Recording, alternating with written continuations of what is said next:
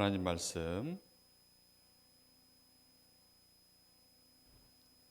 마태복음 5장 7절 우리 다 같이 보겠습니다. 시작. 긍휼히 여기는 자는 복이 있나니 그들이 긍휼히 여김을 받을 것임이요.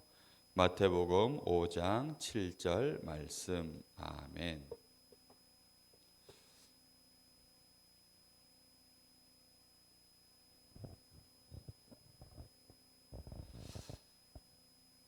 자, 오늘은 긍휼히 여기는 자.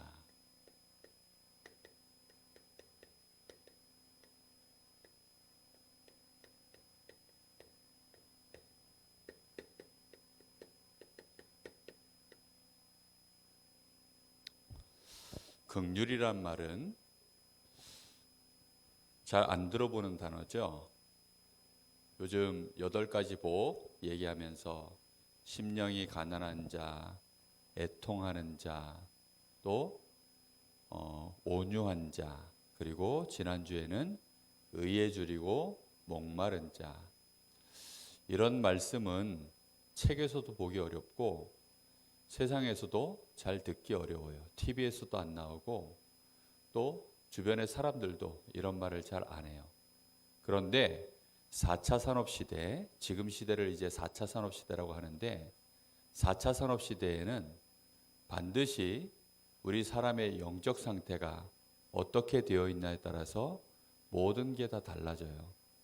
앞으로는 감정이라는 것이 점점 필요 없어지는 시대처럼 그렇게 가요. 근데 사람은 영적인 존재다 보니까 그리고 인격이 있기 때문에 반드시 그 마음과 생각, 영적 상태가 갈수록 중요해져요. 이 부분을 우리가 준비하지 못하면 심각한 정신병이 와요. 심각한 영적인 병이 와요. 근데 이걸 4차 산업시대에는 사람들이 중요하게 보질 않아서 제대로 치료도 안 되고 이걸 어떻게 어릴 때부터 제대로 잘 성장할 수 있도록 영적인 상태를 준비하는가 이런 거 도와주지도 않아요. 그저 잘 먹고 잘 놀면 되는 줄 알고. 왜 4차 산업시대가 점점 우리 사람의 영적 문제와 정신 문제가 심각해지냐면 AI라고 하는 인공지능, 이 인공지능이 모든 걸 처리하기 때문이에요. 인공지능은 엄청난 능력을 갖고 있어요.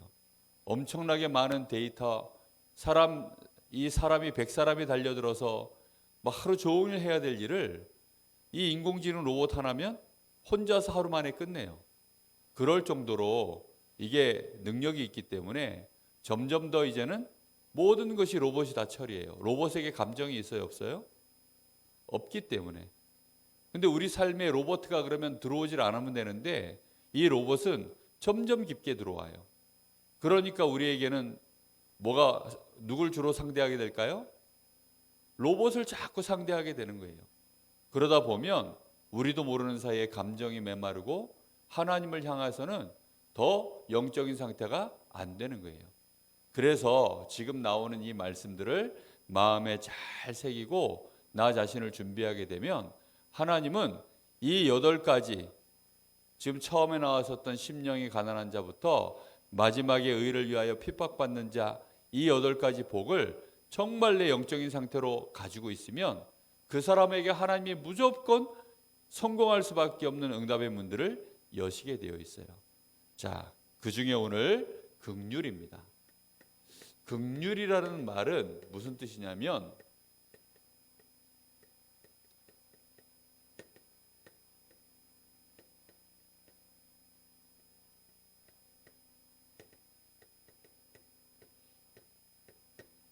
나에게 잘못한 사람, 나에게 빚진 사람, 나에게 실수한 사람을 어떻게 하는 거예요? 불쌍히 여겨서 용서하는 거예요.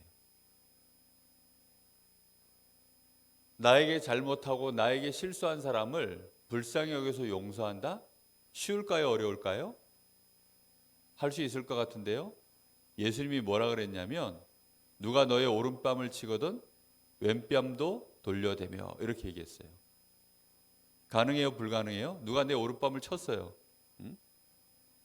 예를 들어 엄마가 나 자고 있는데 이유 없이 따귀를 때렸어요. 그러면 자동으로 엄마 이쪽도 그 되나요? 안 되죠. 누가 내 이 속옷을 가지려고 나에게 송사를 한 거야. 막 재판을 걸은 거예요. 그랬더니 겉옷까지 가지라고 그냥 줘버렸어요.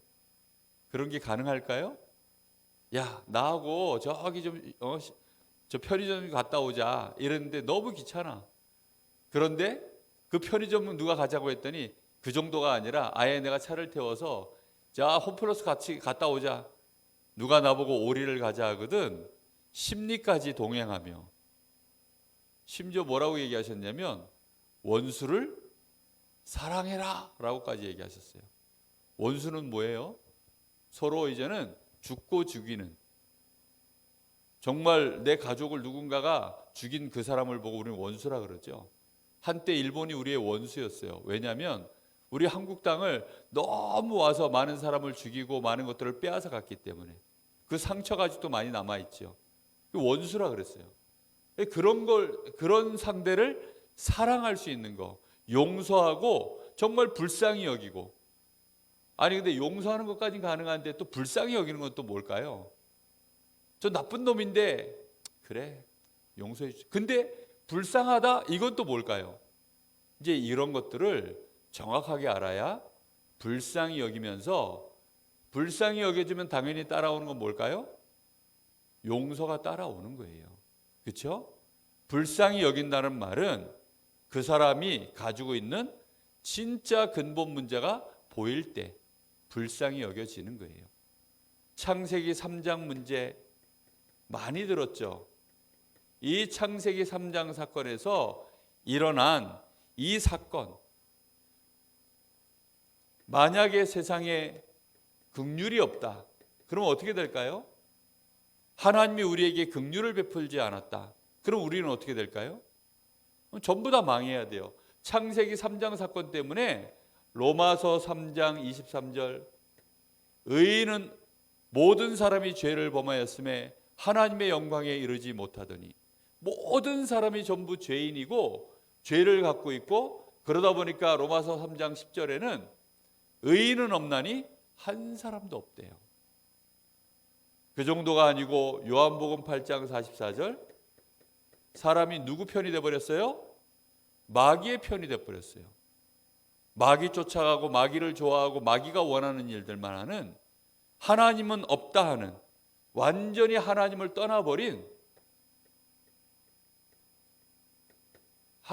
떠나버린 이런 사건이 벌어진 거예요. 만약에 하나님이 우리를 불쌍히 여기지 않으면 물고기가 물 떠난 채로 못 살아가듯이 사람은 절대로 행복해질 수도 없고, 사람의 마음의 만족이나 기쁨이나 절대 이런 게 있을 수 없어요. 살아가는 동안 그 자체가 고통이고 문제가 되는 거예요. 하나님이 우리를 불쌍히 여겨서 우리를 구원해 주시지 않는다면 우리가 어떻게 살까요? 살 수가 없는 거예요. 사람들 잘 살던데요. 그 사람들이 누구 덕에 사는 줄 알아요? 하나님이 우리를 불쌍히 여겨서 긍휼을 베푸셨기 때문에 살고 있는 거예요. 구원받을 수 있는 기회를 하나님이 주시느라고 아직까지 잘 살도록 하나님이 두시는 거예요. 그 잘 살도록 두시는, 구원받아야 될 사람들이 있기 때문에 하나님이 그 사람 때문에 나머지 옆에 사람들을 같이 봐주고 계시는 거예요. 이 말을 복잡하게 하면 어렵기 때문에 쉽게 말하면 이런 거예요. 예전에 그 속담에 이런 게 있어요. 빈대 잡으려다가 초가상관 태운다고.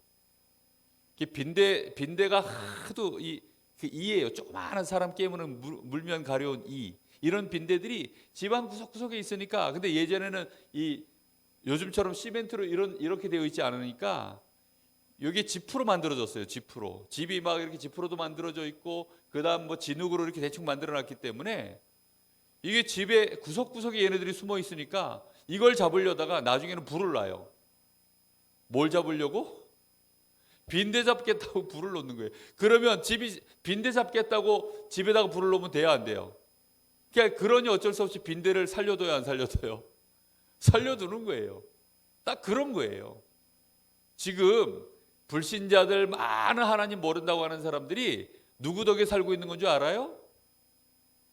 우리 덕에 살고 있는 거예요. 그리고 렘넌트 덕에 살고 있는 거고, 사실은 구원받아야 될 백성이 거기에 있기 때문에 하나님이 이 사람, 그 주변 사람 멸망시키려고 하면 소돔 고모라 멸망시킬 때 누구도 같이 망해야 돼요, 그러면? 아니, 롯도 같이 망해야 돼요. 만약에 이 대한민국이 망하면, 이 대한민국을 지금 멸망이 되면 누가 같이 망해야 돼요? 아, 여기 우리 교회도 같이 망하는데? 그러니까 하나님이 강릉을 어떻게 두시는 거예요? 냅두는 거예요. 저 단오제 뭐 풍작풍작해도 하나님이 봐주시는 중이에요. 무슨 말인지 알겠죠? 그게 긍휼이라는 거예요. 긍휼. 뿐만 아니라 가문에서 내려오는, 만약에 우리가 하나님이 우리를 불쌍히 여기지 않았다, 우리 가문에 이 어른들이 지어놓은 우상숭배한 죄, 가문의 어른들이 지어놓은 모든 죄가, 이 죄값이 그대로 누구한테 내려가요? 자손들에게 다 내려가서 자손들이 죄값을 다 물어야 돼요. 어른들이 다 멸망받고 죽었는데요, 그걸로 못 갚았어요. 아직 다 못 갚고 죽었어요. 그걸로는 택도 없어요.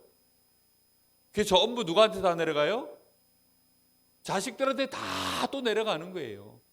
그러니까 이 죄값이, 그럼 자식들이 못 갚고 자식들도 또 죄 짓고 살다가 또 자식 낳고 나면 또 누구한테 내려가요? 또 자식한테 내려가는 거예요. 그러니까 밑으로 내려가면 내려갈수록 밑에는 뭐가 심해져요? 저주와 재앙, 멸망이 심해지는 거예요. 뿐만 아니라 내가 살아가는 동안에 내가 지은 죄, 이거 하나님 보실 때 어떻게 될까요? 이거 전부 하나님이 죄값을 찾으면 살아있을 사람이 없어요. 그러니 그걸 하나님이 어떻게 하셨어요? 불쌍히 여겨서 용서하시기로 한 거예요. 그래서 하나님이 우리에게 용서하시는 이 긍휼의 방법이 뭐냐면 뭘까요? 복음이에요. 복음. 하나님이 우리에게 베푸신 거예요. 창세기 3장 사건 터지자마자 창세기 3장 15절, 하나님이 우리를 불쌍히 여기시고 우리를 사랑하셔서 누굴 보내신 겁니까? 그리스도를 보내시기로 하나님이 약속하셨어요.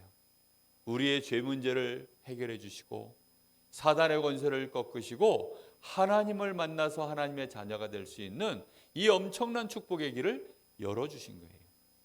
그리고는 우리에게 똑같이 뭐라고 얘기하시냐면, 너희도 이제 어떻게 하라는 거예요? 긍휼히 여기는 자가 되어라, 이렇게 말씀하셨어요. 내가 용서함을 받은 게 맞으면 너도 뭐 하라는 거예요? 긍휼히 여기는 사람이 되어라 라고 얘기해요. 긍휼히 여김을 내가 받았으니까 이제 너도 당연히 뭐 하라는 거예요? 긍휼히 여겨라. 자, 그걸 예수님이 뭐라고 얘기하셨냐면 마태복음 18장에 예수님이 이 말씀을 하셨어요. 베드로가, 예수님의 첫 번째 제자인 베드로가, 주님, 형제가 나한테 잘못을 하면 내가 그 형제를 7번 용서하면 되겠습니까? 이렇게 얘기했어요. 베드로 딴에는 7번이면 많이 한 거죠. 그렇죠? 7번이면 정말 많이 한 거예요. 근데 예수님이 뭐라고 얘기하냐면 7번 말고 7번씩 70번씩 더해, 이렇게 한 거예요. 베드로가 구구단을 잘했는지 모르겠는데 7, 7에 49, 거기다 0이 하나 붙어야 돼요. 그럼 몇 번 해야 돼요? 490번. 그렇게 얘기한 거예요. 490번. 그랬더니 또 이 얘기를 듣고 숫자를 센다? 지금부터 내가 그럼 490번 용서해야지? 이러면서 오늘 한 번 하고 내일도 한 번 해주고, 그러면 1년이면 365번이니까 그 다음에 또 1년 반 안에는 다 끝나겠네. 근데 결혼한 부부는 매일매일 용서할 일이 생겨요. 또 자녀들은 부모님 볼 때 잘못한 게 많아요. 근데 또 반대로 부모님도 자녀에게 잘못한 거 있어요, 없어요? 또 있어요. 그럼 서로 하나씩 까면 평생 그 차이가 안 줄어듭니다. 서로 하나씩 잘못한 거 용서해 주기로 하고 용서 안 한 거 다 이렇게 쌓여가지고 사실은 평생 그게 안 줄어들어요. 일방적인 건 없어요. 그래서 결국은 어떻게 돼요? 490번 되기 전에 죽어요. 그럼 평생 어떻게 될까요? 용서하면서 서로 긍휼히 여기고, 일단 긍휼히 여겨야 돼요. 저 인간이 잘난 줄 알면 용서가 안 돼요. 저 잘난 인간이 왜 저럴까? 저 사람은 잘할 것 같은데 왜 이럴까? 우리 애는 잘할 것 같은데 왜 이럴까? 우리 애가 이럴 줄 몰랐어. 이러는 순간 벌써 용서가 안 돼요. 왜요? 할 수 있는 애인데 안 했다고 생각하니까. 얘가 일부러 그런다고 생각하니까. 그러면 벌써 안 되는 거예요. 이 출신이에요. 이 동네 출신이라 그게 잘 안 돼요. 잘 몰라서 그렇지. 그래서 용서해 줘야 돼요. 불쌍히 여겨야 돼요. 아, 그래서 하나님이 불쌍히 여겨주셨구나. 얼마만큼 이 동네 출신은 문제가 많으냐? 1만 달란트. 문제가 얼마짜리 문제라고요? 1만 달란트 문제예요. 죄값이 1만 달란트예요. 1만 달란트라는 말은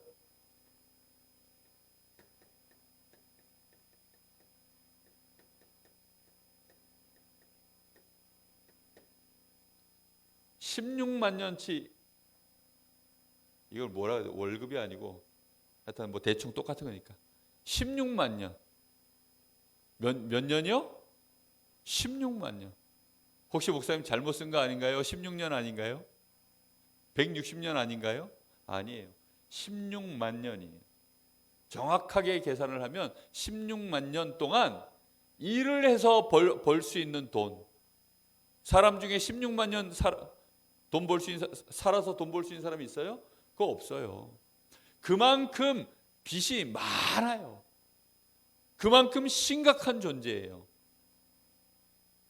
그래서 임금님이 불렀어요. 1만 달란트 이 빚을 가진 이 죄인을, 이 종을 불렀어요. 왜 안 갚어? 그랬더니 이 사람이 용서해 주십시오. 용서해 주십시오. 다 갚겠습니다. 말이라도 그렇게 해야지. 그러니까 다 갚을 때니까 용서해 주십시오. 그랬더니 임금님이 불쌍히 여겼어요. 아무리 봐도 제가 갚을 능력이 있어요, 없어요? 없어요. 그래서 용서해 주신 거예요. 그래서 이 종이 너무 좋아가지고 감사해서 이제 나가는 길에 누굴 만났냐? 자기한테 100데나리온 빚진 사람을 만난 거예요. 오늘 아침에 1만 달란트 탕감 받으신 분이 100데나리온 빚진 사람을 만나가지고 뭐라 그러시더라고요. 그래서 제가 좀 봐줘요 이랬어요. 좀 봐줘요 그랬더니 봐주시더라고요. 안 봐주면 어떻게 돼요? 그러면 이거 잊어버린 거예요 지금. 그렇죠? 그리고 이 사람이 이런 사람이라는 걸 잘 모르는 거예요. 우리는 자꾸만 몰라요. 에이, 목사님이니까, 목사님은 그래도 설마 목사님까지 16만 년일까? 그거 다 16만 년짜리예요. 그 예외가 없어요. 근데 자녀가 엄마 아빠 보면 어때요? 우리 엄마 아빠는 안 그래. 또 성도님들이 목사님 보면 어때요? 우리 목사님은 안 그래. 절대 그렇지 않아요. 다 1만 달란트짜리예요. 그런데 100데나리온은 요거는 3개월치예요. 몇 개월치요? 3개월치 봉급이에요. 이 3개월짜리 이거면 요즘 얘기로 하면 뭐 한 달에 예를 들어 300만 원 받는다 치고 3개월이면 얼마예요? 한 900만 원, 한 1000만 원. 한 1000만 원쯤 되는, 이거는 한 100조쯤 된다고 해요. 근데 이만큼을 내가 지금 용서받았어요. 근데 한 1000만 원쯤 되는 거, 내가 100만 원, 100조 용서받고 나오다가 1000만 원 만난 거예요. 네? 나오다가 1,000만 원 만났다니까요. 그러면 어떻게 해요? 이 사람이 잘못했습니다, 봐주십시오 이랬더니 얘가 뭐라 그러느냐, 100조짜리 용서받은 애가 너가 이럴 줄 알았어. 네가 살살 날 피해 다니고 도망 다니고 그러다 드디어 잘만 땄다. 너 이거 갚기 전에는 절대로 넌 못 나와. 감옥 여기 많네. 너 여기 들어가. 그 얘기가 임금님기에 들어갔네요. 임금님이 다시 불렀어요. 이리 와, 이리 와. 너 나한테 이렇게 용서받았는데 겨우 100데나리온? 100데나리온의 이 잘못한 종류 얘기해 줘 볼까요? 예를 들어 뺨을 때렸어요. 오른뺨. 그거 용서하고 어느 쪽을 대야 된다고요? 야, 네가 요즘 많이 스트레스가 쌓였나 보다. 자, 왼쪽도 오른쪽도 마저 때려. 이게 100데나리온짜리 문제밖에 안 돼요. 심지어 누가 내 부모 형제를 죽였어요. 원수의 아니에요? 이가 갈리는데 어떻게 해야 돼요? 그 용서하고 사랑해야 돼요. 그게 100데나리온이야. 100데나리온. 그게 일본에 선교하러 가야 돼요, 안 가야 돼요? 가야 돼요, 안 가야 돼요? 근데 못 가겠다 하시는 분들이 가끔 있더라고. 아니 그게 다 용서해 줘야 돼요. 불쌍히 여기고. 걔네들이 왜 그랬을까요? 일본이 일본의 우상 숭배하느라고 마귀에 붙잡혀가지고 완전히 미쳐가지고 지금 그렇게 된 거예요. 북한을 용서해야 돼요, 안 해야 돼요? 그거 정말 불쌍해요. 그런 사람들을 용서할 수 있어요. 학교 가면 친구, 그 친구가 나한테 아무리 잘못해도 그게 뭐라고요? 100데나리온짜리밖에 안 돼요. 그럼 내 마음속에 어떻게 될까요? 용서할 수 있어야 돼요. 불쌍히 여기고. 일단 왜죠? 여기 출신이니까. 엄마 아빠를 자녀가 불쌍히 여긴다? 이게 참 말이 웃긴데 불쌍히 여겨야 돼요. 왜죠? 내가 엄청난 구원의 축복을 받았으니까. 우리 부모님도 이 100조짜리 용서를 받아야 되는데 이 용서를 못 받았으니 그러니 어쩔 수 없이 저러시는구나. 그렇잖아요, 당연히. 그래서 부모님도 불쌍히 여기고 어려서부터 부모님을 위해서 기도하고 학교 가면 친구를 위해서. 그래서 우리 랩런트들이 잘해야 돼요. 목사님이 지난 주간에 이 말씀을 다 가지고 한 주를 살았어요. 그런데 참 희한한 거는 긍휼보다 밑에 깔려 있는 게 나야, 나. 긍휼이라고 하는 이 감정보다 더 밑에 깔려 있는 것이 내 감정이에요. 그러다 보니까 지난주에 이제 저 오랜만에 대구 하나교회에 치유 집회를 갔어요. 가서 이제 딱 한 여유 있게 1시간 전쯤에 들어가서 중간쯤에 벌써 자리가 있길래 그냥 중간쯤에 여유롭게 자리를 하나 딱 잡았어요. 딱 잡고 이제 집회 시작 한 10분밖에 안 남았는데 이 진행하는 요원이 오더니 이 자리는 비워놓으셔야 되는 자리예요. 이러는 거야. 청청병력이 지금 이 자리에서 비워지면 10분 전이면 벌써 좋은 자리는 로얄석은 딴 사람이 다 앉았는데 그럼 나보고 어디로 가라고요? 그랬더니 어쨌든 이 자리는 비우셔야 됩니다. 이러는 거예요. 야, 그래서 저쪽 끝에 한직으로 갔어요. 이 칠판도 옆에서 이렇게 옆에서 보이는 이런 자리, 그런 곳을 간 거예요. 가가지고 내가 열이 받아가지고 투덜투덜하고 있으니까 옆에 김준신 전사가 뭐 좀 하느라고 거기 앉아 있었거든. 김준신 전사가 나보고 목사님 긍휼. 근데 그 말을 하는 이 친구가 얼마나 얄밉든지. 그래. 야, 나 감정 좀 식히고 좀, 야, 소화 좀 하자. 그랬더니, 긍휼. 야, 소화 좀 시키고 가만히 좀 있어봐. 그래서 결국 소화시키고 이제 용서했어요. 그래, 쟤네들도 사정이 있었겠지. 문제는 이제 1시간 끝나고 점심 먹고 들어왔더니 바로 그 자리에 나랑 똑같은 이런 회원인데 명찰을 단 사람이 여자 둘이 분명히 특별하지 않은 사람들이었어요. 근데 그 자리에 둘이 앉은 거야. 그걸 보는 순간 다시 또 막 속에서 막 올라오네 또. 아니 저것들 왜 진행 요원이 저거 제재를 안 해? 근데 제재를 안 하는 거야 끝까지. 와, 속에서 또 막 야 저거 봐라. 내가 또 김진수 이랬더니 에헤이 목사님 긍휼. 야, 소화 좀 시키자. 참 그래요. 그래서 결국은 용서하고 뭐 용서할 것도 아니죠, 사실. 근데 우리는 그냥 내가 하여튼 불편하고 내가 손해본 것 같으면 속에서 막 올라와요. 내 감정이 막 올라오고 이 긍휼이 내 속에 깊이 들어가질 않아서 이게 이래요. 여러분 생각을 많이 해봐야 돼요. 그래서 나는 정말 이 100조짜리 용서를 받았는가? 이해가 잘 안 되면 내가 여러분한테 100조를 줬다가 싹 뺏어오면 아마 이해가 될 것 같아요. 네? 줬다 뺏는 게 어딨어? 이러면서 막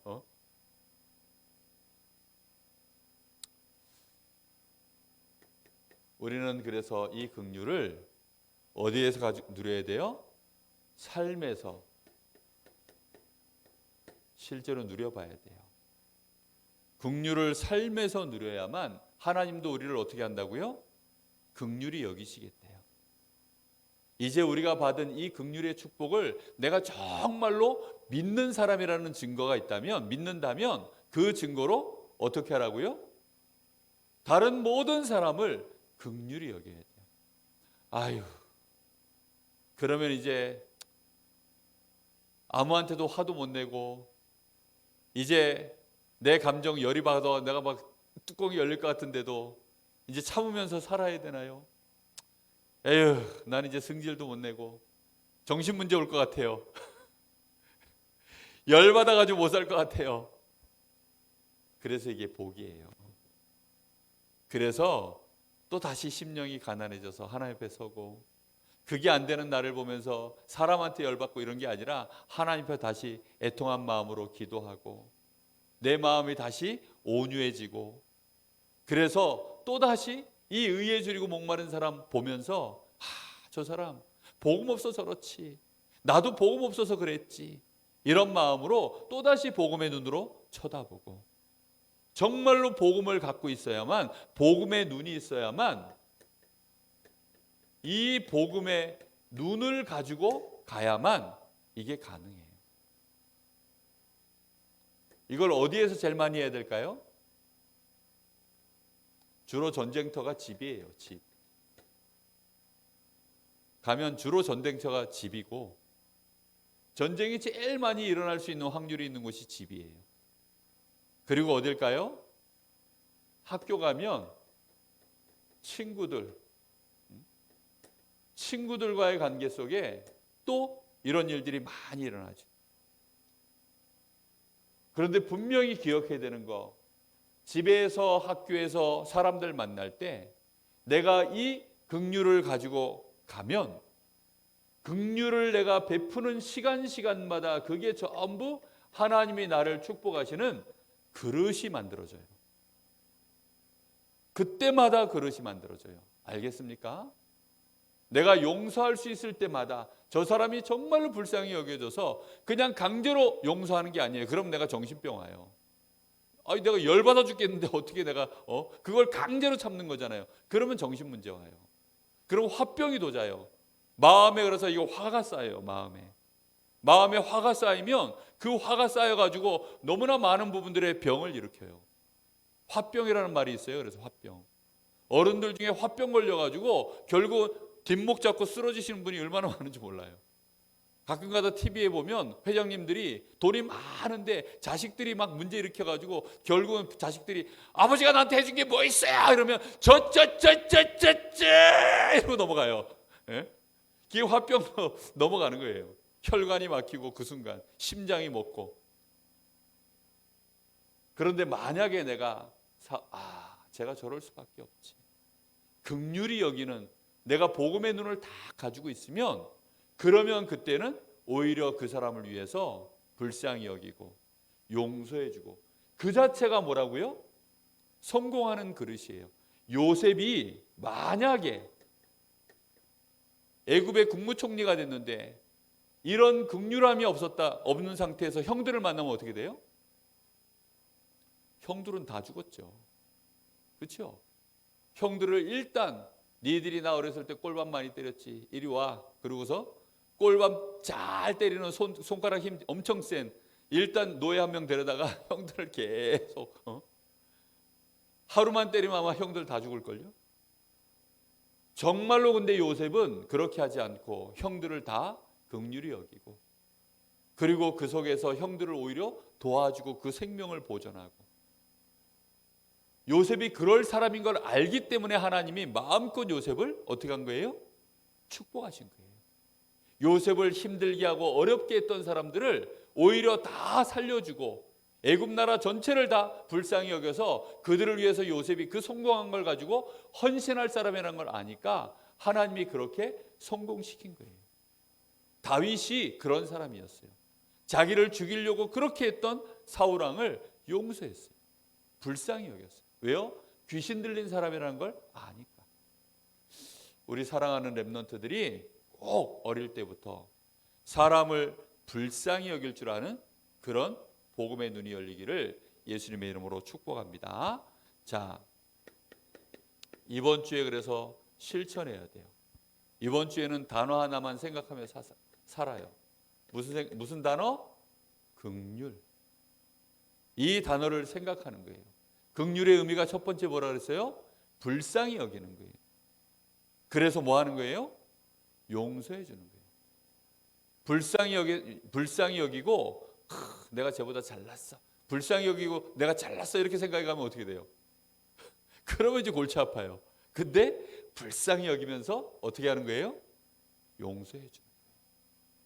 그게 긍휼이에요. 이 긍휼을 의미를 생각하고 이걸 항상 기억하세요. 그리고 누구랑 대화하라고요? 부모님하고 대화하세요. 부모님하고 이 말씀 가지고 대화하는 걸 보고 포럼이라 그래요. 부모님하고 포럼하세요. 그리고 매일매일 이걸로 기도 제목을 삼아서 기도해 보세요. 하나님, 제가 긍휼히 여길 수 있는 사람이 되게 해주세요. 정말로 긍휼히 여길 수 있는 나에게 복음의 그릇이 만들어지게 해주세요. 이 그릇이 만들어져야만 많은 사람을 담을 수 있어요. 세상에 나하고 맞는 사람은 한 사람도 없어요. 나하고 맞는 사람이 한 사람이라도 있으면 그 사람은 이게 뭐라 해야 되지? 이게 불가능해요. 전혀 달라요. 쌍둥이도 안 맞아요. 부모 자식간에도 안 맞아요. 맞는 사람이 한 명도 없어요. 이거는 DNA 자체가 달라요. 아예 처음부터. 나하고 맞는 사람이 한 명도 없어요. 뿐만 아니라 나를 위하는 사람도 별로 없어요. 100% 나만을 위해서 해줄 수 있는 사람도 없어요. 그러면 내가 정말로 긍휼이라고 하는 이걸 안 갖고 살면 정신 문제가 와요. 내 마음에 화가 쌓여요. 그래서 정신병자들 특징이 공통점이 다 그거예요.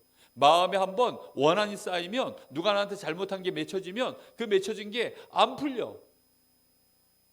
그러면 인간관계가 점점 미움만 쌓이고 쟤는 이래서 싫고 쟤는 저래서 싫고 쟤는 저래서 나가리 얘는 저래서 나가리 전부 그런 식으로 진심으로 사람을 상대하고 사람 관계를 쌓는 그게 안 돼요. 그럼 누구하고도 안 돼요? 결국은 하나님하고도 안 돼요. 너무너무 많이 생각해야 돼요. 그래서 이걸 기도 제목으로 삼고 하나님 나에게 긍휼히 여길 수 있도록 복음을 더 알게 해주세요. 이렇게 계속 한 주간 동안 기도하는 우리 사랑하는 선생님들 렘넌트 되기 바랍니다. 기도하겠습니다. 하나님 감사합니다. 이번 한 주간 동안 우리 사랑하는 선생님들, 특히 우리 렘넌트들 긍휼을 가슴에 품을 수 있도록 축복하여 주옵소서. 그 심령에 긍휼이 자리 잡게 하여 주옵소서. 그래서 누구를 보던 어떤 상황을 만나던 그 속에 긍휼히 여길 수밖에 없는 저들의 영적 문제가 보여지게 하시고 하나님 떠나 있는 자의 연약함이 보여지게 하시며 사단에게 속아서 당할 수밖에 없는 그들의 운명이 보여지게 하셔서 정말 이들의 삶을 도와줄 수밖에 없는 긍휼히 여기는 전도자의 이 그릇이 꼭 회복될 수 있도록 하나님의 은혜를 주시길 간절히 기도합니다. 가정마다 모든 가족들과의 관계 속에서 이 긍휼함이 항상 있게 하심으로 서로를 더 크게 이해하고 더욱더 사랑하며 그리스도 안에서 원네스 되어지는 응답이 일어나게 하여 주옵소서. 또 교회가 그런 축복을 누리게 하시고 우리 렘넌트들이 있는 모든 곳에 이런 긍휼함이 임함으로 하나님의 나라가 임하도록 축복하여 주옵소서.